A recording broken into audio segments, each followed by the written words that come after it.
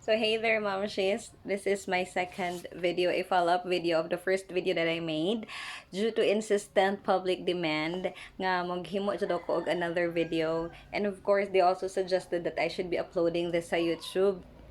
Okay, that I should be uploading this sa YouTube. And if possible, I should be using the English and the Filipino language. Akong sulayan, kaya dili ra ba ko very good kaayo in those languages. So, anyway, the title of this video is Sana All, my journey towards establishing breastfeeding. Why is this the title? Because during my first video, I received resounding comments, a lot of comments, I received messages, and before that, let me also take this opportunity to thank those friends of mine who saw my video nga katong they're already long in their journey sa pagpa-breastfed, and then they were congratulating me, they were encouraging me to continue and pursue with the path that I have chosen, which is to breastfeed my baby. And they have given me additional tips. So don't worry, because those tips will be shared to you guys if I will have another chance again to do another video. But in this time, I will be giving my reaction. This is a response to those who have reacted. Sana all. Sana all. Sana kami pod pareha pod sa imuha nga daghan kaayo ka og milk nga dali ra kaayo nimo nga makapa-breast feed sa imuhang baby. Why am I making this video, guys? Because just like you, I was also once saying sana all. Yes, I was also saying sana all before, during the time that I was still pregnant and desiring to breastfeed my young ones. And what encouraged me also to make this video for the second time is that my journey perhaps may encourage those who has the same story, pareha nako, that in which breastfeeding didn't came naturally. Because for some women, breastfeeding comes naturally. Like during the time na pag nagbuntis na sila, okay, magfo-flow na lang yung kanilang milk from their boobs, and then the moment they will give birth, pagkapanganak nila, okay, establish na kaagad ang breastfeeding kasi makakasuso na directly ang baby, and then problem solved. But then for most women, especially in our generation, I don't know why, marami ang nagsa-struggle na magpa-breastfeed. So I will be talking about points on how you can really breastfeed. I hope this will help you guys. This is not perfect. This is just based on my experience, and I will be sharing it to you. I have actually listed it. May lang, ilang points lang siya, so that makapa-breastfeed ta. Okay, first is decide and plan ahead of time. Oh, my baby there is making his sound. Decide and plan ahead of time. So you have to really be decisive if you want to breastfeed or not. So that the moment that you will be having your decision to breastfeed your baby, you can now make your plans. Since I have told you that for some women, breastfeeding doesn't come naturally, so you really have to plan it. Okay, so what are those plans? First is you have to do your own research. You have to do your own research about breastfeeding. Just like me, I was in doubt because my boobs are small and my nipples are inverted. Pero karon, not na. Thanks to breastfeeding, my nipples are not inverted anymore. So first, I have to do my research if it's possible for me. And charang, yes, I can breastfeed even if my boobs are small and even if my nipples are inverted, because that is not um, the prolactin hormones are the ones that are assigned, or they are the ones that are concerned in producing milk, not the size of our boobs or our nipples. In which later on there are also ways on how to fix your inverted nipple. Yes, so you can also do research on that. Next, be teachable and don't be afraid to ask. So you have to be watch your surroundings. Me, during my time, tinitingnan ko sa FB kung sino yung mga friends ko na nagpapa breastfeed. Then tinatanong ko talaga sila. I am not afraid, I am not shy to message them and ask for tips. so that I can establish breastfeeding. And yes, they are also very, luckily, they are very, very helpful. Masaya sila na makaalam na merong gustong magpa-breastfeed din, and they readily share their tips, whatever it is nga na ginagawa nila para makapa-breastfeed talaga and to increase the milk supply. Next, involve your husband, your birthing partners, and those who will be with you during your delivery about your intention to breastfeed. Dapat talaga, you have to inform them that you have decided to breastfeed your baby. So in my case, my birthing partners are my mom and my husband, and long before my date of delivery, they are already aware that I intend to breastfeed. So that's why hindi talaga kami bumili ng formula milk, kasi 'di ba yung iba bumibili na ahead of time in case walang breast milk na lalabas. But in my case, no, we didn't buy any formula milk.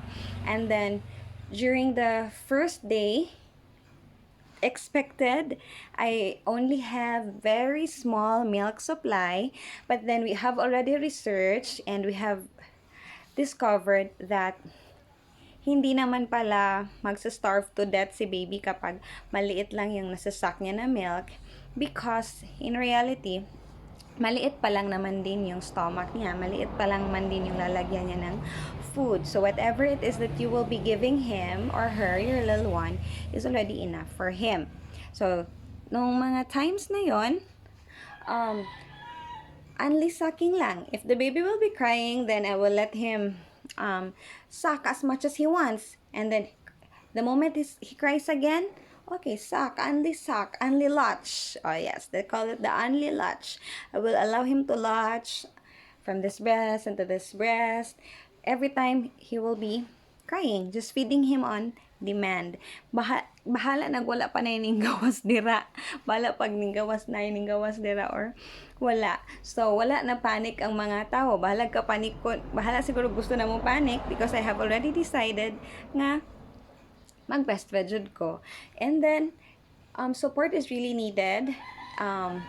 The foods which I have, which we have, okay, dili lang ako ang nag-research. My husband and my mom, nag-research mi kung sa'y mga pwede na ako kanon para mo increase ang ako ang breast milk and breast milk supply. And so, gilutuan ko nila, gipakaon ko nila atong mga foods na kailangan ko para mag-increase yung milk supply ko. So, after days, okay, so, lumabas na ng unti-unti yung aking breast milk supply. Pero take note, on day 1, on day 2, hindi pa ganoon kadami ang breast milk supply ko. And the next is no pain, no gain. Why do I say this? Because there will be times that it will really be painful to breastfeed. Your nipples, from my part, my nipples were soring. Yes, there are sores on my nipples. And luckily, the milk that will be flowing or going out from your breast, you can also use that as a form of medicine to heal those sores on your nipples. And imagine, friends, I have experienced pumping a blood na lang yung lumalabas. Yes, may lumabas na blood from my breast. Should I give up? No, I didn't give up. Still, I allowed my baby, tinap ko yung pagpump doon sa boobs na nilabasan ng blood dito muna, and then during the time na medyo nag-ease na yung pain and then wala nang blood na lumabas, saka ko pinalatch ulit si baby. Hindi ganun kadali yung sacrifices if you really want to breastfeed, especially pag hindi ganoon karami yung milk supply mo. But then look at me now, magta 3 months na akong nagpapa-breastfeed kay baby, and all those pain was worth it because I am very much satisfied that I am giving baby the liquid gold, the best milk that I could give him. And at the same time, what encouraged me really is this: my baby was diagnosed with UTI, in which he got it from me because during the time of my pregnancy, I was having UTI. And so that really encouraged me na kailangan ko talagang bumawi kay baby. Kailangan bigyan ko talaga siya ng best possible milk na pwede kong maibigay. Kasi binigyan ko pa naman siya ng, pinamanahan ko pa naman siya ng sakit because of um, my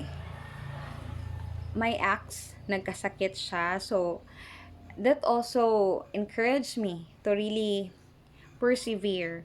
So, no pain, no gain. Next is, remember that even the strongest rain starts with smaller drops. Di ba hindi, pag umuulan, hindi naman uulan kaagad. Ano muna? Yung umaambon muna. So, just like sa dede natin kay baby, it will not flow abundantly directly. It will start with small drops, but then if you will not give up, you will continue to latch the baby more often in your breast, and then eventually you will be able to establish your breastfeeding journey. And of course, the last but not the least and the most important one is you have to pray and to ask God to um, help you with your intention to breastfeed your baby. Yes, it ends with that. Ask God to really help you to establish breastfeeding, because actually it's the best gift that you could give to your baby. And ako, out of guilt, I have really decided na hanggat kaya ko pa, papa-breastfeed ko si baby, or hanggang may milk supply pa ako. I don't know hanggang kailan. Magti 3 months pa lang naman ako. Baka sa 4th, sa 5th, sa 6th, sa 7th, 8th. Hindi ko alam kung kailan. Basta hanggat kaya ko pa, hanggat meron pang milk na lalabas, I intend to give that to my young ones. So I hope that this will be a help to you, and stay tuned. Pina-vlogger, daghan pa kong mga plans nga i-share sa inyo, ha. Thank you so much. Babush!